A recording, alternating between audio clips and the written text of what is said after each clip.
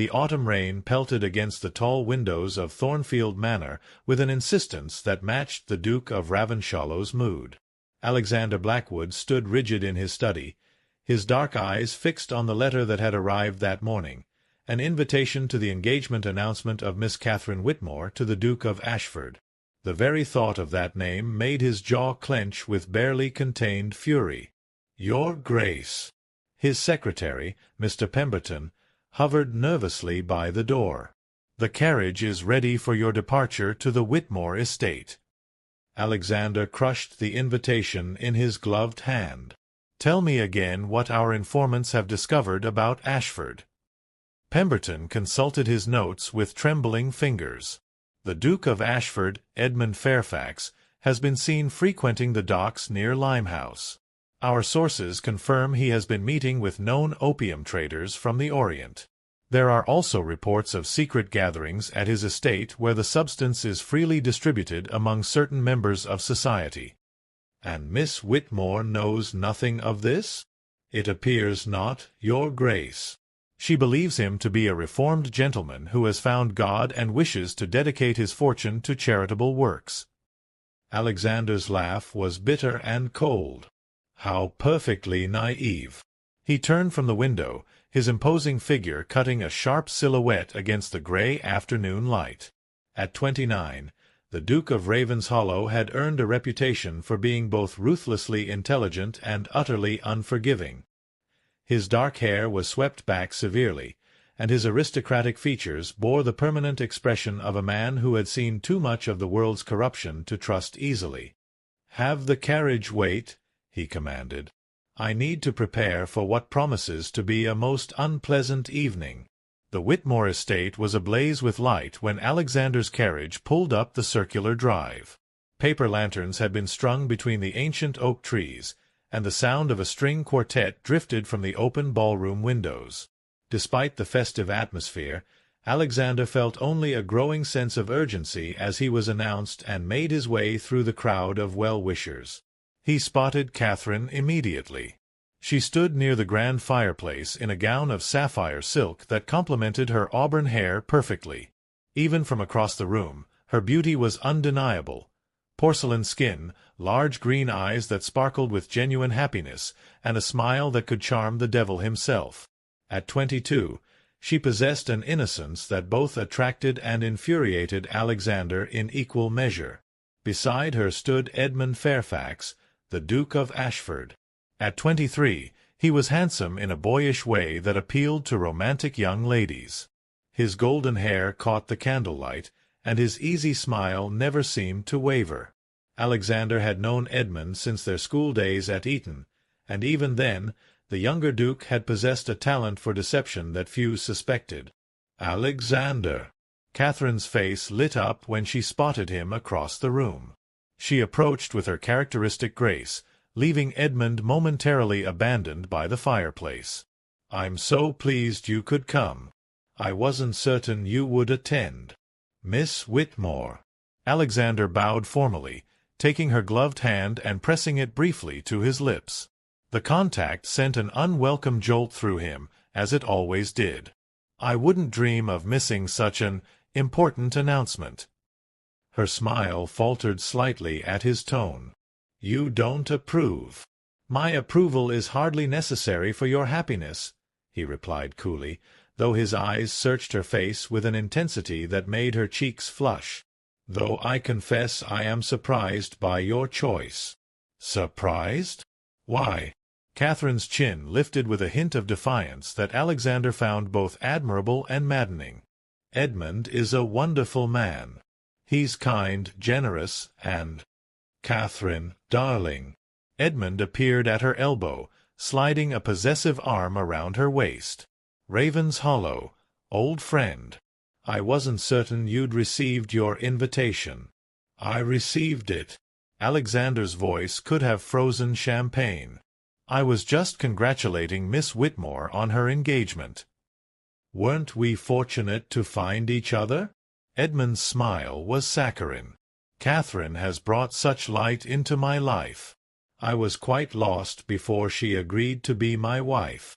Alexander watched as Catherine beamed at these words, clearly enchanted by what she perceived as romantic devotion. The sight made him want to shake her until she saw sense. "How quickly things can change," Alexander observed. "Wasn't it only 6 months ago that you were lamenting your inability to settle down, Ashford? Something about being too fond of exotic entertainments." Edmund's smile tightened almost imperceptibly. "A man can be transformed by love. Surely you understand that, Ravenshollow. Though perhaps not, given your own solitary inclinations." The barb hit its mark, but Alexander's expression remained impassive. "Indeed, I find myself too particular in my standards to settle for anything less than absolute honesty in a companion."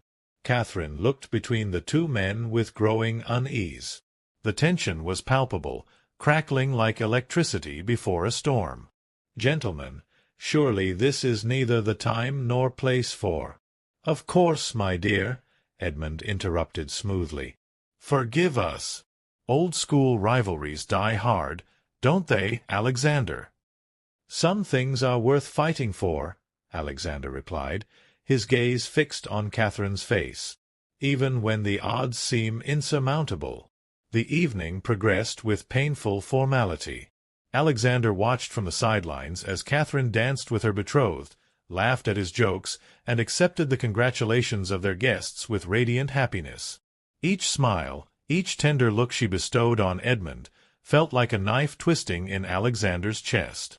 He had been in love with Catherine Whitmore for 2 years, ever since she had made her debut in London society. But he had hesitated, held back by his own pride and the knowledge that his reputation as a cold, unforgiving man preceded him everywhere.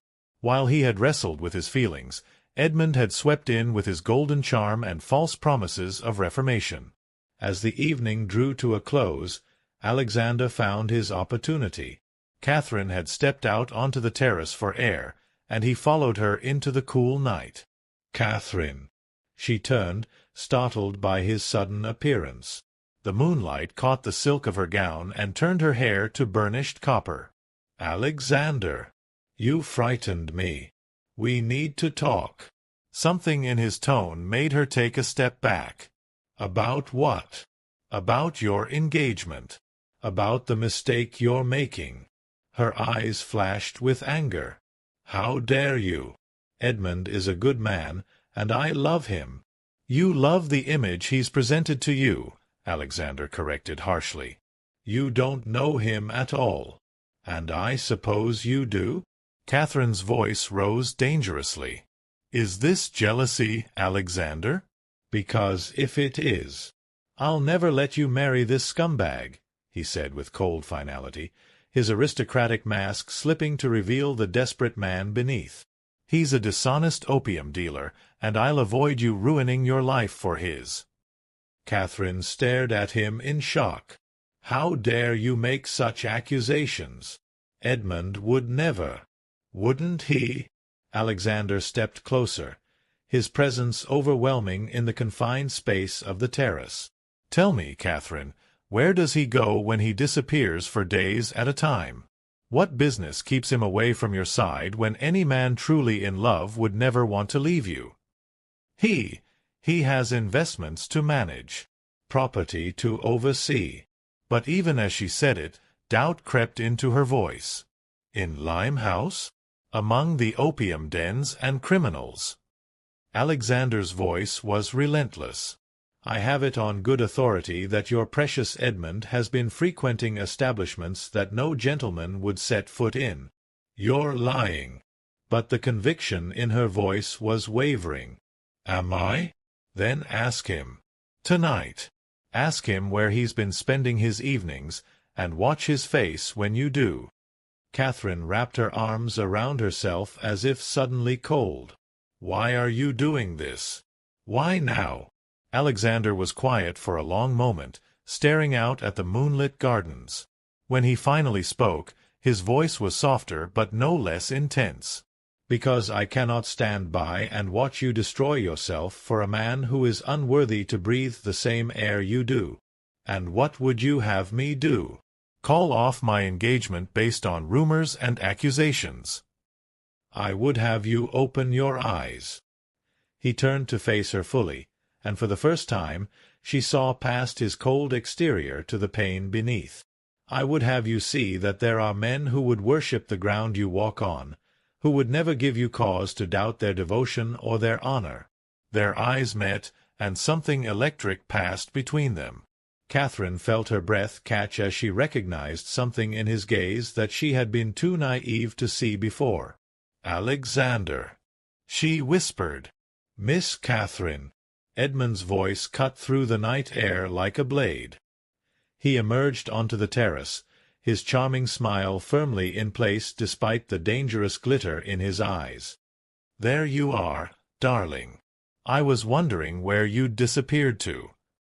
"I was just getting some air," Catherine said quickly, her cheeks burning with guilty color. "And Raven's Hollow was kind enough to keep you company, I see." Edmund's arm snaked around Catherine's waist again, a gesture that looked protective but felt possessive. "How thoughtful of him." "Indeed," Alexander said dryly. "I was just telling Miss Whitmore how much I hope you'll both be very happy together." "I'm sure we will be." Edmund's smile didn't waver, but his grip on Catherine tightened. "Catherine and I understand each other perfectly, don't we, my dear?" "Of course," Catherine murmured, but she couldn't bring herself to look at either man. "Then I won't keep you any longer," Alexander said with a formal bow. "Good evening, Miss Whitmore. Ashford." He paused at the terrace doors. "I do hope you'll both sleep well tonight. Sometimes the truth has a way of making that difficult." After he left, Edmund's facade finally cracked. "What did he say to you?" "Nothing of consequence," Catherine lied, but her mind was already racing with doubts and questions. "Catherine." Edmund's voice took on a wheedling tone. "You know Raven's Hollow has always resented me. Ever since school, he's been jealous of everything I have. You mustn't let his bitter words poison what we have together." But the seed had been planted, and Catherine found herself watching Edmund more carefully in the days that followed. She noticed the way his hands sometimes trembled in the mornings, the strange sweet smell that occasionally clung to his clothes, the friends who visited him at odd hours and left just as quickly. 3 days after the engagement party, Catherine made a decision that would change everything. She followed Edmund when he left his townhouse one evening, keeping to the shadows as her carriage trailed his through the increasingly shabby streets of London's East End. She watched in growing horror as he entered a building that even she, sheltered as she had been, recognized as an opium den.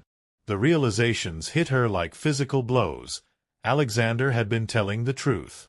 The man she thought she loved was not only an addict but likely a dealer as well. Catherine sat in her carriage for nearly an hour, tears streaming down her face as her world crumbled around her. When Edmund finally emerged, stumbling slightly and clearly under the influence of the drug, she felt nothing but disgust and a terrible, crushing disappointment. The next morning, she sent word to Alexander requesting a meeting. He arrived at Whitmore House within the hour, his face a mask of concern when he saw her red-rimmed eyes and pale complexion. "You were right," she said without preamble when they were alone in her father's study. "About Edmund. About everything." Alexander felt no triumph at being vindicated, only a deep sadness for the pain etched across her features. "I'm sorry, Catherine. I truly am. Are you?" Her voice was bitter. "Or are you pleased that you've been proven right?" He crossed the room in 3 quick strides, taking her hands in his despite the impropriety. "I take no pleasure in your pain. I would have given anything to be wrong about him." The warmth of his touch, the sincerity in his voice, broke through the last of her defenses. "I feel like such a fool. How could I not have seen it?" "Because you see the good in people," Alexander said gently. "It's one of the things that makes you so extraordinary. Don't let his deception change that about you." Catherine looked up at him through her tears. What do I do now? The wedding invitations have been sent. The arrangements have been made. Everyone expects. Damn what everyone expects, Alexander said fiercely. You call off this farce of an engagement and hold your head high. Anyone who truly cares for you will understand. Will they? Or will they whisper about the poor Whitmore girl who couldn't keep a man? Then let them whisper. Their opinions are worth nothing compared to your happiness and safety. For the first time in days, Catherine felt a spark of hope. You truly believe that? I know it. His hands tightened on hers. Catherine, there's something I need to tell you. Something I should have said long ago. Before he could continue, the study door burst open and Edmund strode in, his face flushed with anger and desperation. Catherine, thank God you're here. We need to talk. Alexander immediately positioned himself between Catherine and her former fiancé, his body tense with protective instinct. I think Miss Whitmore has heard quite enough from you, Ashford. This is none of your concern, Ravenshollow, Edmund snarled, his usual charm completely absent. Catherine is my fiancée, and I'll thank you not to interfere in our private affairs. I am no longer your fiancée, Catherine said, her voice steadier than she felt. She moved to stand beside Alexander, drawing strength from his presence. I cannot marry a man who has deceived me so completely. Edmund's face went white. Catherine, please, let me explain. It's not what you think. I saw you, Edmund. I followed you to that place. I know what you are. For a moment, Edmund looked genuinely stricken. Then his expression hardened into something ugly. So you'd rather have him? He gestured dismissively at Alexander. The Ice Duke who's never shown a moment's warmth to anyone? At least I made you laugh, Catherine. At least I made you happy. Built on lies, Alexander said coldly. Every moment of happiness you gave her was tainted by your deception. And what do you offer her instead? A lifetime of cold duty? A loveless marriage to preserve her reputation? I offer her honesty, Alexander replied. I offer her respect and devotion. I offer her my heart, freely given, with no conditions and no secrets. Catherine's breath caught at his words. She turned to look at him, seeing for the first time the depth of emotion he had kept hidden behind his austere facade. Edmund laughed bitterly. Your heart? You don't have one, Ravenshollow. Everyone knows that. You're as cold as the grave and twice as welcoming. Then everyone knows me as little as Catherine knew you, Alexander said quietly. He turned to face Catherine, his dark eyes intense with suppressed feeling. I have loved you since the moment I first saw you at the Pemberton ball. I have watched you from afar, tormented by the knowledge that my reputation would likely frighten you away before you could see the man beneath it. Catherine felt her world shift on its axis. Alexander, I know I'm not an easy man to love, he continued, his voice rough with emotion. I'm demanding and proud and perhaps too set in my ways. But I would never lie to you, Catherine. I would never betray your trust or put you in danger for the sake of my own selfish desires. How touching, Edmund sneered. The great Duke of Ravenshollow finally admits to human emotion. But it's too late, old friend. Catherine was mine first, and she'll be mine again. People don't change their hearts so easily. Don't they? Catherine stepped closer to Alexander, her hand finding his arm. I think you're wrong, Edmund. I think the heart knows truth when it finally sees it. The hope that flared in Alexander's eyes made her own heart skip. Catherine. I was infatuated with Edmund, she said slowly, working through her feelings even as she spoke. I was charmed by his attention and flattered by his pursuit. But what I felt for him was nothing compared to. She looked up at Alexander, seeing past his cold exterior to the passionate, honorable man within. I think I've been half in love with you for months without realizing it. Every conversation we had, every dance we shared, every moment you challenged me to think more deeply or see more clearly, it was you who truly touched my heart." Edmund's face contorted with rage. "You're making a mistake, Catherine. He'll never make you happy. He'll never give you what you need." "And what is it you think I need?" Catherine asked, her voice growing stronger with each word. "Passion. Excitement. Someone who can make you feel alive." "I feel more alive in 5 minutes of honest conversation with Alexander than I did in all the months of your pretty lies," Catherine replied. "You offered me a fantasy, Edmund. Alexander offers me something real." Edmund looked between them, his desperation growing. "This isn't over. I won't let you ruin this for me, Catherine. I need this marriage, need your family's connections, your dowry." "Ah," Alexander said with cold satisfaction.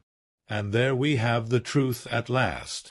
Not a word of love or heartbreak, just financial calculation."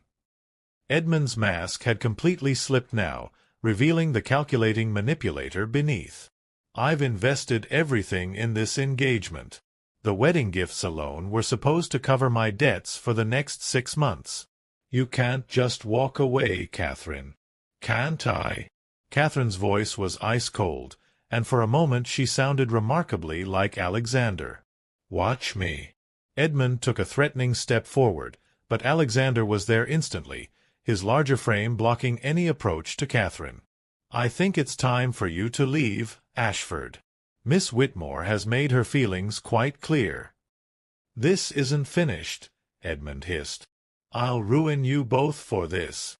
I'll tell everyone that Catherine is a heartless jilt who breaks engagements for sport. I'll make sure no decent man in London will have her." "Try it," Alexander said with deadly quiet. "I have evidence of your opium dealings that would see you transported to Australia if not hanged. Push me, and I'll use it." For a moment, the two dukes faced each other in tense silence. Then Edmund seemed to deflate, the fight going out of him as he realized he was truly beaten. "You've won then," he said bitterly. "I hope you'll both be very happy together." He turned to go, then paused at the door.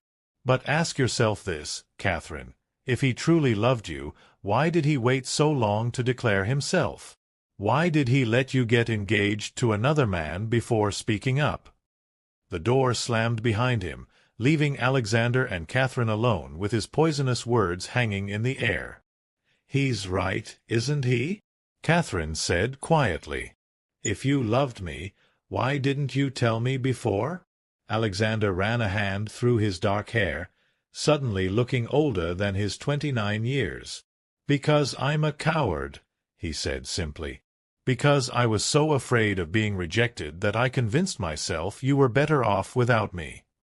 And now I realize that I was a fool to let fear keep me from fighting for you." He moved closer, his hands reaching out to frame her face with infinite tenderness. "Now I know that losing you would be a far greater pain than any rejection could ever be." Catherine leaned into his touch, marveling at the gentleness in his usually stern features. "I was afraid too," she admitted. "You always seemed so distant, so untouchable. I thought you saw me as nothing more than another silly society girl." "Silly." Alexander's laugh was soft and full of wonder. "My darling Catherine, you're the most intelligent, courageous, beautiful woman I've ever known. You challenge me, inspire me, make me want to be a better man. How could I ever think you silly?" The endearment sent warmth flooding through Catherine's entire being. "Say that again." "Which part?" "The part where you called me your darling." Alexander's smile was like sunrise breaking through storm clouds. "My darling Catherine. My love. My heart." Each word was a caress, a promise, a prayer. "If you'll have me, despite my faults and my fears and my terrible timing." Catherine stood on her tiptoes, her hands sliding up to rest against his chest where she could feel the rapid beating of his heart. "I'll have you, Alexander Blackwood. All of you, faults and fears and terrible timing included." When their lips met, it was nothing like the polite, restrained kisses Edmund had given her. This was fire and passion and desperate relief, the coming together of two souls who had found their match at last. Alexander kissed her with years of suppressed longing, and Catherine responded with a fervor that surprised them both. When they finally broke apart, both were breathing hard, their foreheads pressed together in intimate communion. "I love you," Catherine whispered against his lips. "I love your strength and your honor and even your stubborn pride." "And I love you," Alexander replied, his voice rough with emotion. "Your courage, your kindness, your brilliant mind. I love the way you see the world, and I love the way you've made me see myself." They might have stayed there forever, lost in each other, if not for the sound of approaching footsteps. Catherine's father appeared in the doorway, took in the scene before him, and smiled with obvious relief. "I take it the engagement to young Ashford is off?" he asked mildly. "Completely and permanently," Catherine confirmed, not moving from Alexander's arms. "Good. I never liked that boy. Far too charming for his own good." Mr. Whitmore looked approvingly at Alexander. "I suppose you'll be wanting my permission to court my daughter properly, Your Grace?"